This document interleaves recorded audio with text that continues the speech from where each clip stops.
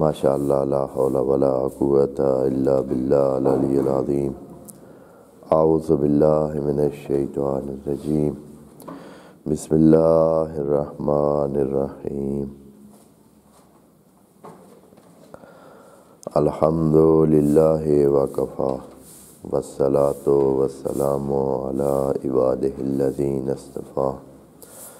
اما بعد فرب اشرح لی صدری ویسر لی امری واحلل عقدۃ من لسانی یفقہوا قولی وقل رب ادخلنی مدخل صدق واخرجنی مخرج صدق واجعل لی من لدنک سلطانا نصیرا۔ بسم اللہ وباللہ وتوکلت علی اللہ۔ قال اللہ تبارک و تعالی فی سورۃ البقرہ آیت نمبر 251۔ اعوذ باللہ من الشیطان الرجیم۔ بسم اللہ الرحمن الرحیم۔ فہزموہم بإذن اللہ وقتل داؤد جالوت وآتاہ اللہ الملک والحکمت وعلمہ مما یشاء ولولا دفع اللہ الناس بعضهم ببعض لفسدت الارض ولکن اللہ ذو فضل علی العالمین۔ صدق اللہ العظیم۔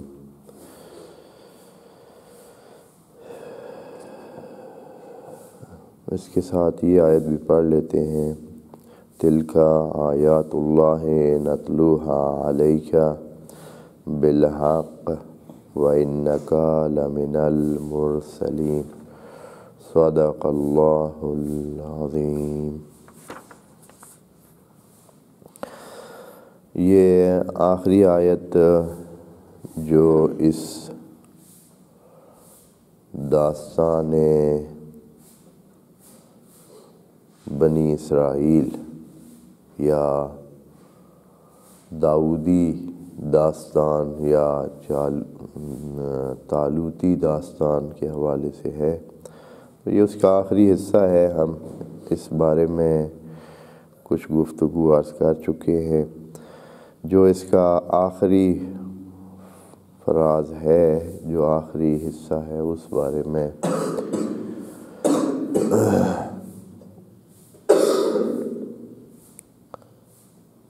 اس حوالے سے بات کو مکمل کر دیتے ہیں اور پھر اگلی آیت پہ بات شروع کر لیتے ہیں، جس میں خدا کریم نے ایک قاعدہ کلیہ بتایا ہے، اور وہ قاعدہ کلیہ اس بنیاد پر خدا کریم نے ذکر کیا ہے کہ یہ سوال پیدا ہوتا تھا کہ کیا ضرورت ہے یا یہ کیوں ہوتا ہے، یہ اتھل پتھل ہے ہی کیوں؟ اے اللہ تیرے نظام میں یہ اتھل پتھل کیوں ہے؟ یہ ٹوٹنا، ختم ہونا، مرنا، جینا، پھر سے آنا، ادھر ہونا ادھر ہونا، یہ جو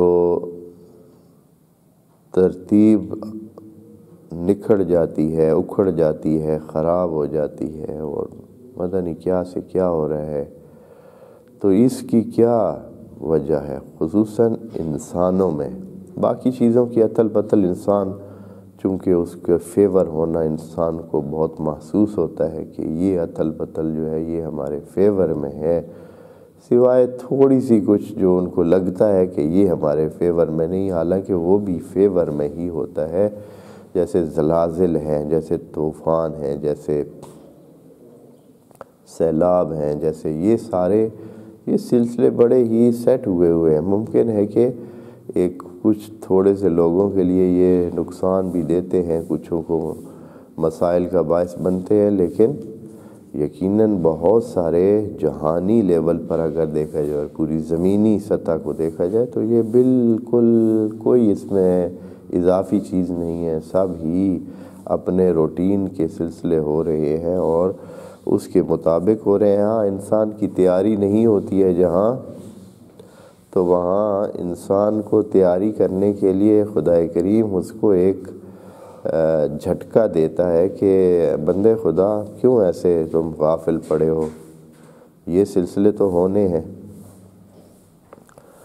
جیسے کہ ابھی مثال آپ کو دیں کہ بعض گاڑیاں ہیں جو کم حفاظتی اقدامات پر مبنی ہیں، بعض ہیں زیادہ ہیں۔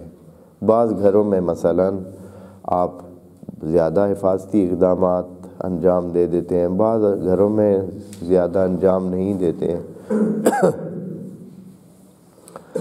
تو جس آدمی نے تیاری نہیں کی ہوئی ہے اس کے لیے رسک زیادہ ہے، اس کے لیے خطرے کا احتمال زیادہ ہے، اور جس آدمی نے تیاری کی ہوئی ہے تو اس کے لیے کم ہے۔ پھر کیا ہوتا ہے، یہ ہے کہ انسان کو بہتر کی طرف کرنے کے لیے کہ اس سے بھی بہتر کر، تو اس سے بھی بہتر کر سکتا ہے،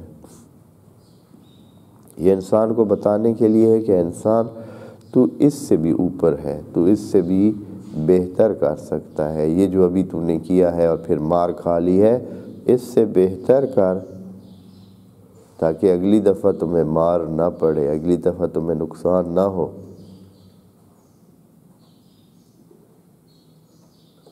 یہ انسان کو ترغیب دینے کے لیے ہے۔ اور انسانوں کی ترقی ہوئی کیوں ہے اتنی، جو ابھی تک انسان ترقی کر چکے ہیں بہت ساری چیزوں میں، تو انہوں نے کیوں ترقی کی ہے؟ انسانوں نے بہتر زندگی کے لیے ہی ترقی کی ہے، وَإِلَّا کوئی خاص ان کو ناموری کے لیے نہیں کی ہے۔ انسانوں نے یہ جو کوشش کی ہے، یہ جو انسان لگے ہوئے ہیں، ادارے بنے ہوئے ہیں، انسٹیٹیوٹ بنے ہوئے ہیں اور ترقی کرنے کے لیے سارے کام ہو رہے ہیں، یہ کیوں ایسے کر رہے ہیں؟ اس لیے کہ وہ چاہتے ہیں کہ زیادہ سیف ہو جائیں، زیادہ سیکیور ہو جائیں، زیادہ محفوظ بن جائیں، زیادہ اچھے حالات میں زندگی کریں، خطروں سے باہر ہو جائیں، خطروں کا ڈر ان کو نہ رہے۔ جتنی بھی مشینیں بنی ہیں یا دوسرے آلات یا جو بھی سلسلے ہوئے ہیں، تو اس میں جو اس کے پیچھے عنصر ہے وہ کیا ہے؟ بہتری کی خواہش۔ اور خدا کریم انسان کو یہ مشکلات جو دیتا ہے، بہت ساری مشکلات پہلے سے ہوتی ہیں، ان کو انسان محسوس نہیں کرتا ہے، وَإِلَّا گرمی تو پہلے دن سے ہے، یہ گرمی جو انسان کو جھلسا دیتی ہے، جو انسان کی زندگی کو مختل کر دیتی ہے، یا سردی جو ہے وہ انسان کو کام نہیں کرنے دیتی، تو اس کے لیے کیا کیا انسان نے؟ پھر یہ چیزیں ایسی ہیں، اس کے لیے اس نے لباس بنائے ہیں، اس کے لیے آگ کا انتظام کیا ہے، اس کے لیے گرمی کا انتظام کیا ہے، یعنی سردیاں ہوں تو اس کے لیے گرمی کا انتظام، اور جب گرمیوں کے موسم ہوتے ہیں یا گرمیوں کے ہو تو اس کے لیے سردیوں کے انتظام۔ تو یہ چونکہ روٹین میں آ چکے ہیں، تو نہیں تو آپ ابھی بھی اگر انتظامات موجود نہ ہوں، گرمیوں میں گرمیوں کو ختم کرنے کے اور اس سے محفوظ رہنے کے انتظام انسانوں کے پاس نہ ہوں، سردیوں میں سردیوں سے محفوظ رہنے کے انتظامات نہ ہوں، تو اسی طرح جیسے سیلابوں میں، جیسے زلزلوں میں انسان ڈھیروں مار جاتے ہیں، اسی طرح رات سے صبح تک انسان کتنے مرے ہوئے ہوتے، وہ ڈھیر لگے ہوتے، لیکن چونکہ انتظام کر لیا ہے تو اب بہت ساری بچت ہو جاتی ہے۔ جنہوں نے ان مسائل کے لیے انتظامات کیے ہوئے، تو یہ کیا کہتے ہیں؟ اچھا، خدا کریم کو کیا مسئلہ ہے کہ وہ ہمیں انتظامات کرانا چاہتا ہے، ہمیں ترقی کرانا چاہتا ہے؟ یہ بھی سوال ہے کہ اصلا اللہ کو کیا مسئلہ ہے، ہمیں ترقی کس لیے کرانا چاہتا ہے؟ اصلا ادھر ہی ہم ٹکے رہے، سادہ زندگی ہو، نہ ہی کوئی مشکل ہو نہ ہی اس کا حل ہو، یعنی نہ مشکل اللہ پیدا کرے نہ ہی ہمیں اس کے حل ڈھونڈنے کی ضرورت پڑے۔ ایسے کیوں نہیں ہو سکتا ہے؟ اللہ کے لیے تو یہ بھی ممکن ہے۔ ایسے ہی ہے، بالکل اسی طرح، لیکن اس کا نتیجہ یہ ہوگا کہ انسان نے جو اپنی علمی ترقی کی ہے، جو جہان کو پہچاننے کی لیول پہ پہنچ گیا ہے کہ انسان اب دنیا کو بہت اچھی طرح پہچان چکا ہے، جانتا ہے، علمی اس کی سطح بہت بلند ہو گئی ہے، اور اس علمی سطح کے بلند ہونے سے اس کو یہ سوچ ضرور آتی ہے کہ یار یہ اتنا پیچیدہ نظام، اتنا مستحکم نظام، اتنا پکا پیڈا اور وسیع نظام، اور وہ بھی چل رہا ہے اور بڑی دقت سے چل رہا ہے اور بہت ٹھیک چل رہا ہے، یہ آخر کوئی جو ہے تو اس کو بھی بنانے والا ہوگا، کسی نے اس کو سیٹ کیا ہے، کوئی اس کو چلا رہا ہے۔ اصل میں انسان کو ادھر لے جانا ہے کہ جتنی انسان کی معلومات بہتر ہوتی ہیں اتنا ہی وہ عقیدہ توحید کے قریب تر ہوتا ہے، اور جتنا انسان جاہل ہوتا ہے اتنا ہی وہ قائل ہی نہیں ہوتا ہے۔ جیسے کہ آپ کے پاس کوئی بندہ ساتھ بیٹھا ہو، آپ کو پتہ ہی نہیں ہے کہ وہ کون ہے، آپ کے دل میں اس کے بارے میں کیا ہوگا؟ کوئی احترام ظاہرہ نہیں ہوگا، آپ صرف اس کے ظاہری کپڑوں کے مطابق اس کا جو کچھ اس کا دھیان کرنا ہے کریں گے۔ ہاں بھائی صاف ستھرے کپڑے پہنے ہوئے ہیں، ٹھیک سے لباس ہے، اٹھنا بیٹھنا ٹھیک ہے، چلیں السلام علیکم کر لیتے۔ لیکن اگر آپ کو وہ جب پتہ چلتا ہے، آپ تھوڑی سی بات اس کے ساتھ کرتے ہیں، آپ کو پتہ چلتا ہے کہ یہ بندہ پڑھا لکھا انسان ہے، ایک پروفیسر ہے مثال کے طور پر، بعد میں آپ کو پتہ چلتا ہے کہ یہ وہی انسان ہے جس نے یہ جو ہمارے شہر کی طرف سڑک آ رہی ہے اس کے بارے میں کافی ساری اس نے مدد کی۔ پھر آپ کو پتہ چلتا ہے کہ جو ساتھ والے گاؤں میں، ساتھ والے شہر میں یتیم خانہ ہے، وہ بھی یہی شخص چلا رہا ہے، اسی کی مدد سے وہ چل رہا ہے۔ پھر آپ کو پتہ چلتا ہے کہ اس نے کتنی کتابیں لکھی ہوئی ہیں۔ پھر آپ کو پتہ چلتا ہے کہ یہ مثلاً فلاں نیک بندے کا رشتہ دار بھی ہے، اور اس طرح جیسے جیسے آپ پر اس کی شخصیت کے راز بہتر کھلتے جائیں گے، آپ اس کے سامنے اور بھی زیادہ احترام کی حالت لیتے جائیں گے۔ آپ کے دل میں اس کا احترام ہر سٹیپ پہ بڑھتا جاتا ہے، ہر چیز جو آپ کی معلومات بڑھاتی ہے، اس کے بعد جب آپ کو خدا کی خدائی کا اسی طرح علم ہوتا جائے، جب آپ وہ پیچیدگی، وہ بہت باریک بینی، وہ بہت ظرافت اور دقت جو خدا کی ایک ایک خلقت میں موجود ہے، اس کو جب آپ دیکھیں گے، جب آپ پہچانیں گے، تو آپ خدا کے سامنے سجدہ ریز ہوئے بغیر رہ سکتے ہی نہیں ہیں۔ آپ اتنا احترام کی لیول پہ چلے جائیں گے کہ آپ سجدے میں چلے جائیں گے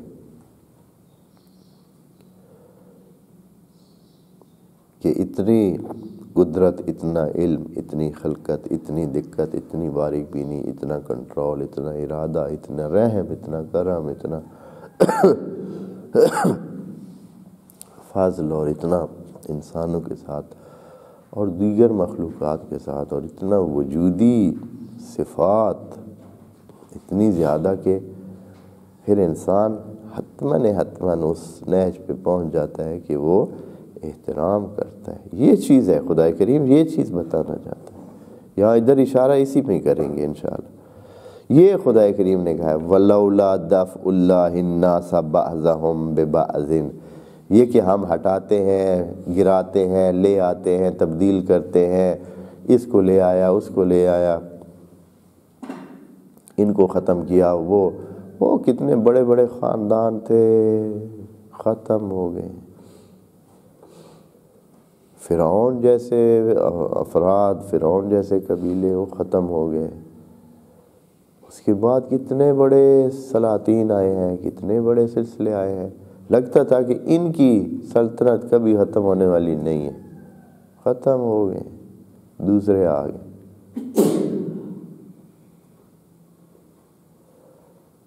اسی طرح لگتا ہے کہ یہ بھائی ملک بہت بہت بہت ڈاڈے ہیں، یہ تو ان کی تو کبھی بھی یہ سلطنت ان کی جو ہے وہ ختم نہیں ہوتی، ان ملکوں کا قبضہ دوسرے ملکوں سے ختم نہیں ہوگا، ان کی ہی حالت اوپر رہے گی، یہ غالب رہیں گے۔ لیکن پتہ چلتا ہے کہ نہیں، وہی ملک۔ یہ برطانیہ کے بارے میں، برطانیہ جو انگلینڈ جسے کہتے ہیں،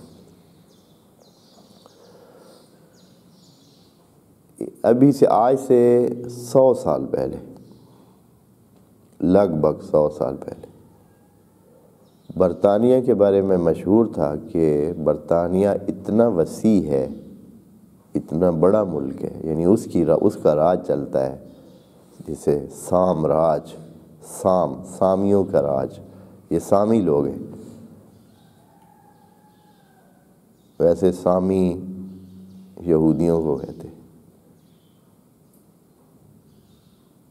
جو جناب سام کی اولاد، بہرحال یہ بھی ایک علیحدہ۔ تو سام راج، تو ان کا جو راج تھا وہ کدھر سے تھا جی؟ وہ آسٹریلیا سے شروع ہوتا، آسٹریلیا،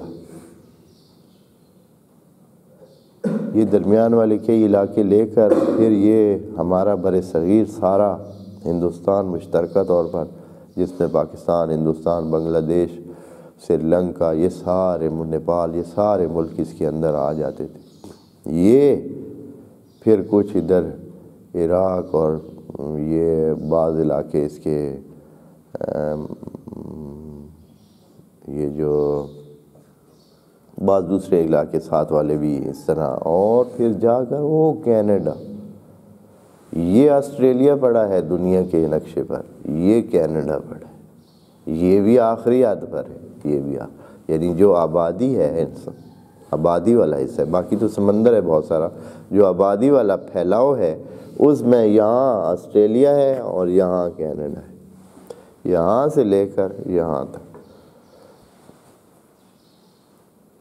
برطانیہ کی سرزمین پر جدھر ان کا راج تھا، ملکہ برطانیہ کی زمین پر سورج غروب نہیں ہوتا تھا۔ سورج غروب کیوں نہیں ہوتا تھا؟ تو مسلم ہے کہ ادھر یورپ تک جب پہنچتا تھا تو آسٹریلیا میں صبح پھر ہوئی ہوتی تھی، ادھر ابھی ادھر پہنچتا ہے تو ادھر سے صبح ہو جاتی، یعنی ایسے لگتا تھا کہ کبھی ہوتا ہی نہیں ہے۔ ابھی کینیڈا تک پہنچنا تو اور کئی بار، یعنی کئی گھنٹے مسلسل ابھی درمیان میں فاصلہ ہے، اتنا ان کا وہ تھا، راج تھا۔ اور اب کبھی آپ نقشے پر دیکھیں، پاکستان تقریباً 3 سے 4 گنا بڑا ہے برطانیہ سے اس وقت۔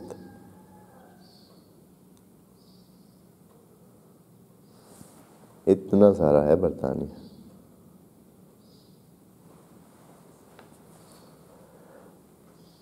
تھوڑا سا رہ گیا،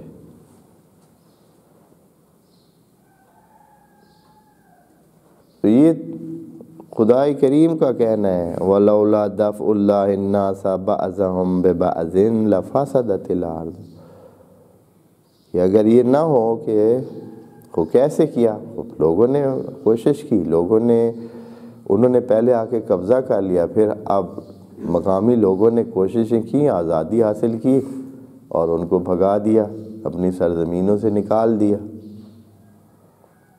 آزادی کا اعلان کر دیا، خود اپنے ہاتھ میں لے لی حکومت۔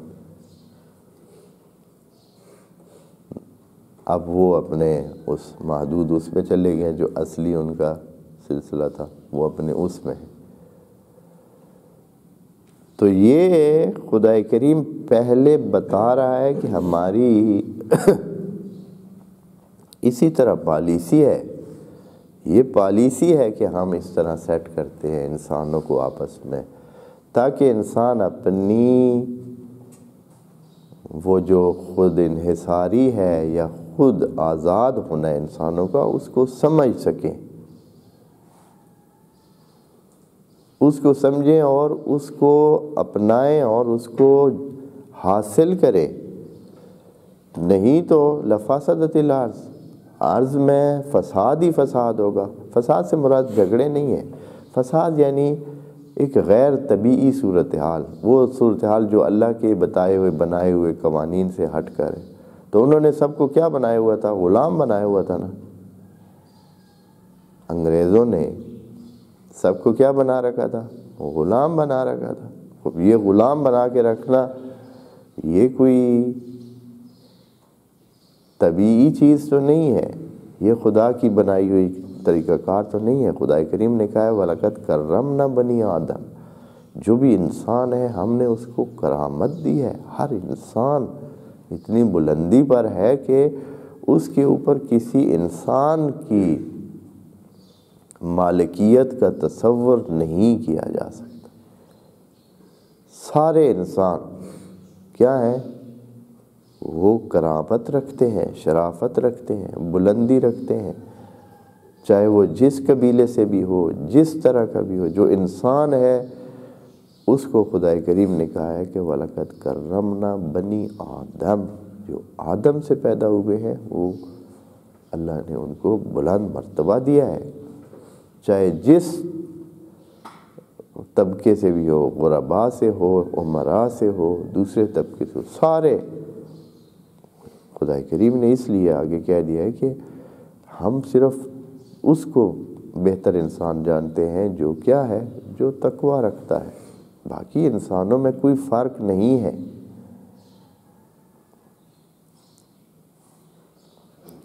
وَلَوْلَا دَفْعُ اللَّهِ النَّاسَ بَعْضَهُمْ بِبَعْضٍ لَفَسَدَتِ الْأَرْضُ، اور یہ کام بھی خدا کریم فرماتا ہے کہ یہ کام ہم انسانوں کے ذریعے ہی کریں گے۔ یہ جو انسانوں میں تبدیلی کا کام ہے، انسانوں کو ادھر سے ادھر دھکیل دینا، ہٹا دینا اور دوسروں کو اس کی جگہ لے آنا، یہ کام ہم نہیں کریں گے کہ ہم کہیں گے اچھا ٹھیک ہے جی، ہم پہلے یہ لوگ تھے اب ان کو کیا کرتے، ہٹا دینا نا۔ بِبَعْضٍ یعنی بسبب البعض، یعنی دوسروں کی مدد سے کریں گے، ہم کریں گے، لیکن کریں گے کس طرح؟ بعضهم ببعض تو لفسدت الارض۔ لیکن خدا کریم فرماتا ہے وَلَكِنَّ اللَّهَ ذُو فَضْلٍ عَلَى الْعَالَمِينَ، لیکن اللہ جو ہے وہ کیا ہے؟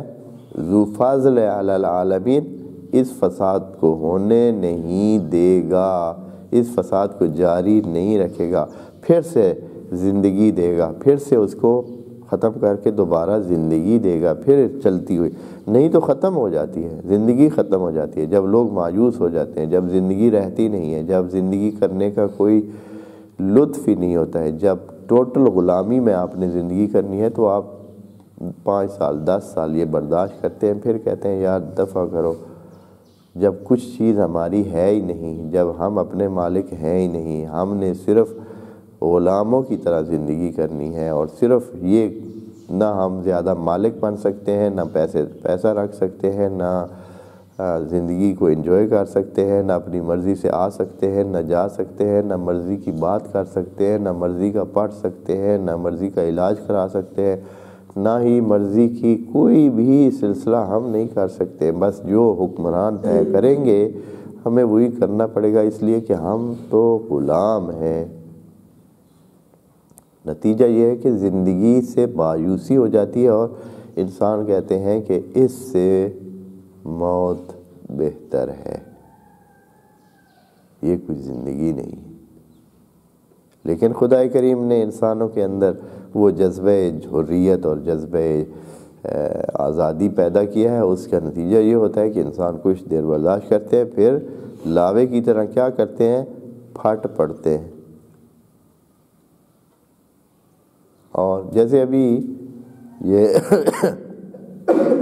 مشرق وسطی میں جو حالات وہاں ہیں وہ اسی طرح ہے، اتنا دباؤ رکھا ہوا ہے جو جابر حکومت ہے، غاصب حکومت ہے، کہ آخر وہ اس طرح کے اقدامات کرتے ہیں اور پھر وہ اپنے اس سے باہر آ جاتے ہیں،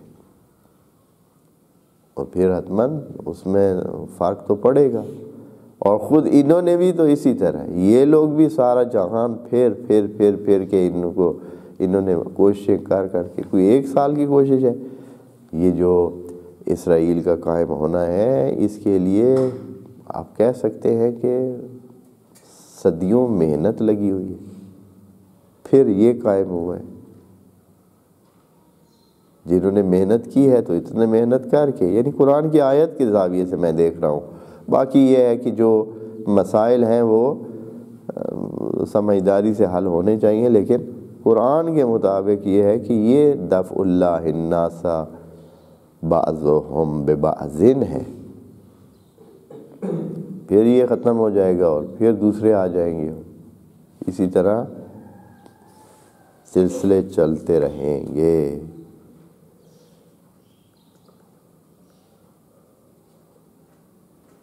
فرماتے ہیں کہ وَلَوْلَا دَفْعُ اللَّهِ النَّاسَ بَعْضَهُمْ بِبَعْضٍ لَفَسَدَتِ الْأَرْضُ وَلَكِنَّ اللَّهَ ذُو فَضْلٍ، اور یہ اللہ فرماتے ہیں کہ یہ میرا فضل ہے، اللہ مجھے کیا چھوڑ دوں آپ کو، بس ٹھیک ہے، جو جیسے ہیں کرتے ہیں، کر رہے ہیں کرتے ہیں، ہمت ہی کسی کو نہ دے کہ وہ اٹھے، ہمت ہی کسی کو نہ دے کہ وہ اقدام کرے، تو پھر کیا ہوتا؟ اب تک وہ جو سپر پاور ہے وہ اب تک پورے جہان کو اپنے قبضے میں لے کے بیٹھے ہوتے، پورے جہان کو ان کا آئیڈیا ہے کہ پورے جہان کو اپنے قبضے میں، ابھی بھی بہت سارا حساب سے وہ کیا کیا انہوں نے، حسابوں سے انہوں نے کنٹرول کیا ہوا ہے تاکہ محسوس نہ ہو، تاکہ وہ نہ ہو، لیکن پھر بھی کچھ ایسے ملک ہیں جو کیا کر رہے ہیں، وہ سر اٹھاتے ہیں اور ان کے خلاف اقدام کرتے ہیں۔ پھر ایک بیلنس ہوتا ہے مشرق کا اور مغرب کا، یا 2 ملکوں کا، پہلے مثلا اس کے درمیان اور اس کے درمیان تھا، اب دوسرے، پہلے روس اور امریکہ کا آپس میں ایک عرصے تک مسئلہ چلتا رہا، اس سے پہلے جرمنی نے بھی سر اٹھایا، اس سے پہلے جاپان نے بھی ایک دفعہ کچھ اس طرح کا مسائل اس کے بھی پیدا ہوئے، اب جو ہے چائنا اور مغربی طاقتیں آپس میں جو ہے وہ انہوں نے مقابلہ جاری رکھا ہوا ہے، تو یہ مقابلہ ہے جس کی وجہ سے باقی لوگوں کی زندگی باقی ہے، نہیں تو اگر یک طرفہ ہو جائے، ایک پاور ہو جائے، پھر کیا ہونا ہے؟ پھر انہوں نے سارے جہان کو اپنے کنٹرول میں لے لینا اور انسانوں کو اپنا بندہ بنا کے، اپنا غلام بنا کے انہوں نے رکھنا ہے۔ ابھی کتنے ملکوں میں بہت سارے مسائل ہیں، آزادیاں نہیں ہیں،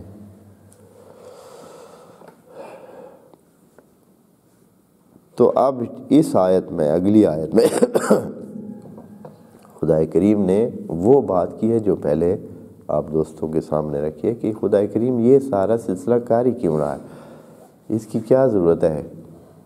اصل ادھر ہی آرام سے ایک چھوٹی سی سادہ سی زندگی دے دے، بس ٹھیک ہے، ہاں، روٹی پانی پورا ہو، ہمیں اور نہیں چاہیے، نہ ہمیں سردی دے، نہ ہمیں گرمی دے، نہ ہی ہمیں کچھ اور دے، نہ زلزلے چاہیے، نہ ہی کوئی ترقی چاہیے، نہ کچھ، بس ہم صبح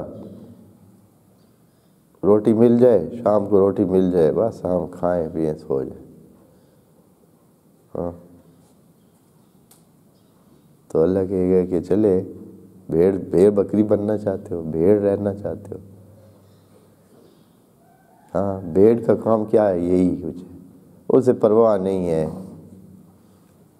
ہاں، بس کھانا پینا مل جائے وہ اس کا کافی ہے، بس اور کچھ اسے ترقی نہیں چاہیے، اسے کچھ بہتری نہیں چاہیے، اسے علم نہیں چاہیے، اسے سمجھنے کی ضرورت ہی نہیں ہے، اس کو کیا پیچیدگی کا پتہ ہے کہ یہ جو ہے بیٹھنے کے لیے کرسی بھی ہوتی ہے، آدمی اپنے صحت کے لیے، سہولت کے لیے، آسانی کے لیے کرسی ایجاد کر سکتے ہیں، ہاں، اور بھیڑ کو کیا ضرورت ہے؟ بس ٹھیک ہے، کھایا پیا اور یا یہ ہے کہ صفائی کے لیے اس کو کیا ضرورت ہے کہ اچھا میں نے ایک خاص جگہ بنانی ہے جہاں اپنے جو جسم کے ضائعات ہیں، ویسٹ ہے، اس کو ادھر ہی ٹھکانے لگانا ہے؟ نہیں، جدھر آ گیا۔ تو کئی انسان بھی اسی طرح ہے نہیں، جدھر آ گیا گند ڈال کے پھرتے رہے۔ بھیڑ بکری اور گائے بھینس یعنی نرا حیوان بن کے رہنا کوئی چاہتا ہے تو پھر تو نہیں، لیکن اگر کوئی انسان شناخت پیدا کرنا چاہتا ہے اور انسان پہچاننا چاہتا ہے اور جاننا چاہتا ہے اور اپنی کمال کی درجات کو پانا چاہتا ہے تو اس کو ان آیات کو پرکھنا چاہیے۔ تلک آیات اللہ نتلوہا، اللہ کے بندو ہم یہ آیات آپ کے سامنے رکھتے ہیں کہ پھر آپ اس پر توجہ کریں، اس کو ایسے مت لیں اچھا ایک جنگ تھی ہوئی ہے بس، پہلے انہوں نے مارا تھا اب انہوں نے مار کے ان کو بھگا دیا، گال ختم ہوئی۔ یہ نہیں ہے اس طرح، اس کے پیچھے بہت کچھ سلسلہ ہے، ان کا پیدا ہونا، ان کے جنگوں کا پیدا ہونا، پھر جنگوں کا خاتمہ، اور پھر جیتنے کی جو اسٹریٹجی یا جو طریقہ کار ہے جو خدا کریم نے بتایا ہے اس کو توجہ رکھیں۔ خدا کریم بتا رہے کہ یہ ظاہری طور پر جو آپ کے بنے ہوئے قاعدے قانون ہیں وہ سارے نہیں ہیں، اس طرح کام نہیں کریں گے۔ ہمارے قاعدے آپ سنیں، ہم جو بتا رہے ہیں کہ جیتنا کیسے ہوتا ہے یا سلسلے کیسے ہوتے ہیں، زندگی کس طرح، اس لیے کہ حقیقت کا ہمیں پتہ ہے۔ جس کو حقیقت کا پتہ ہوتا ہے وہی بتا بھی سکتا ہے۔ خدا کریم فرماتا ہے تلک آیات اللہ نتلو علیک بالحق، یہ بالحق کا لفظ بڑا ہی دقیق ہے۔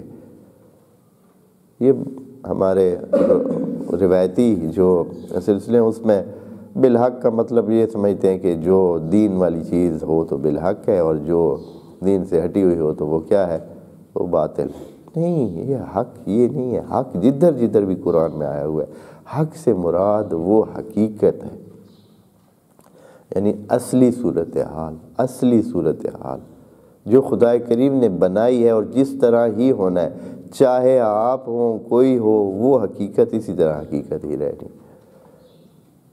تو خدا کریم بتاتا ہے کہ یہ ہم حقائق آپ کو بتا رہے ہیں، اسی طرح ہی ہونا ہے، آگے کے لیے بھی بالحق ہے۔ بالحق کا مطلب یہ ہے کہ اس کے لیے کوئی ماضی، حال اور آئندہ نہیں ہے، ہر وقت ہر جگہ ہر کسی کے لیے، نبی ہو تو بھی یہ بالحق ہے، دوسرا ہو تو بھی نہیں بالحق ہے۔ جیسے مثال کے طور پر اب چھری کی کاٹ جو ہے وہ بالحق ہے کہ چھری کاٹتی ہے، بالحق ایک حقیقت ہے۔ اب یہ بالحق جو ہے کیا ہوگی، اگر کوئی عام چیز ہو، مولی اور گاجر ہو تو اس کو بھی کاٹے گی، اگر خدا نخواستہ کسی نبی کو کسی نے ظلم کا شکار کیا اور اس کی گردن پہ چھری رکھی تو ادھر کیا چھری کہے گی کہ نہیں یہ تو باطل کام ہے، میں نے ادھر نہیں کرنا؟ ہاں نہیں، اس کی حقیقت جو ہے وہ یہی ہے کہ اس نے کاٹنا ہے،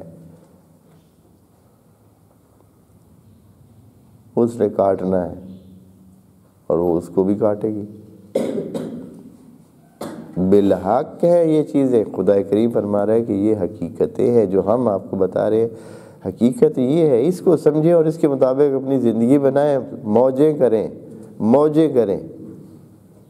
اسی دنیا میں بھی خدا کریم نے حتمی نہیں قرار دیا ہے کہ حتماً آپ کو ہم نے مشکل میں رکھنا، آزمانا ضرور ہے، لیکن آپ اس آزمائش کو بہتر انداز میں کر کے اپنا آرام سے وہ سلسلہ کر سکتے ہیں۔ وَإِنَّكَ لَمِنَ الْمُرْسَلِينَ، ایک حقیقت یہ ہے، اور دوسری حقیقت جو کہ یہ بھی آپ کو بتا دیں کہ إِنَّكَ لَمِنَ الْمُرْسَلِينَ، اور یہ کہ آپ کیا ہیں، تِلْكَ آیات اللہ نَتْلُوهَا عَلَيْكَ، یہ آیات ہم آپ پر تلاوت کرتے ہیں، اور یہ بھی آیت ہے کہ وَإِنَّكَ لَمِنَ الْمُرْسَلِينَ، کہ آپ بھی ایک آیت ہیں، یہ بھی ایک آیت ہے کہ آپ مرسلین میں سے، یعنی یہ چیز لوگوں کو سمجھنی چاہیے، یہ جو آیات ہے یہ اے نبی آپ کو بتاتے ہیں، آپ بھی سمجھیں، لوگ بھی سمجھیں، اور یہ کہ آپ خود بھی آیات کا حصہ ہیں۔ وَإِنَّكَ لَمِنَ الْمُرْسَلِينَ تِلْكَ آیات اللہ نَتْلُوهَا وَإِنَّكَ لَمِنَ الْمُرْسَلِينَ۔ یہ ایک صورت ایک معنی ہو سکتا ہے، اور یا پھر اس کو بالحق پر عطف کریں، وَإِنَّكَ لَمِنَ یہ حق ہے، اور یہ بھی حق ہے کہ وَإِنَّكَ لَمِنَ الْمُرْسَلِينَ، اور یہ کہ آپ مرسلین میں سے ہیں۔ اللہ یہ بتانے کی کیا ضرورت ہے؟ نبی کو بتایا جا رہا ہے کہ آپ مرسلین میں سے ہیں۔ اس کا جو ہے نا چونکہ جوڑ اگلی آیات کے ساتھ ہے، رسولوں کی بات اگلی آیت میں شروع ہو رہی ہے، تِلْكَ الرُّسُلُ فَضَّلْنَا بَعْضَهُمْ بِبَعْضٍ، اس لیے یہ ایک ابتدائیہ ہے۔ یعنی جب آپ نئی گفتگو کرنا چاہتے ہیں تو اپنی پچھلی گفتگو کے آخر میں ذہنی آمادگی کے لیے کیا کر دیتے ہیں؟ اگلی بات کا موضوع سامنے رکھ دیتے ہیں۔ یہاں بھی اسی طرح آپ مرسلین میں سے ہیں تو آپ مرسلین کی بات شروع کریں انشاءاللہ۔ والسلام علیکم ورحمۃ اللہ وبرکاتہ۔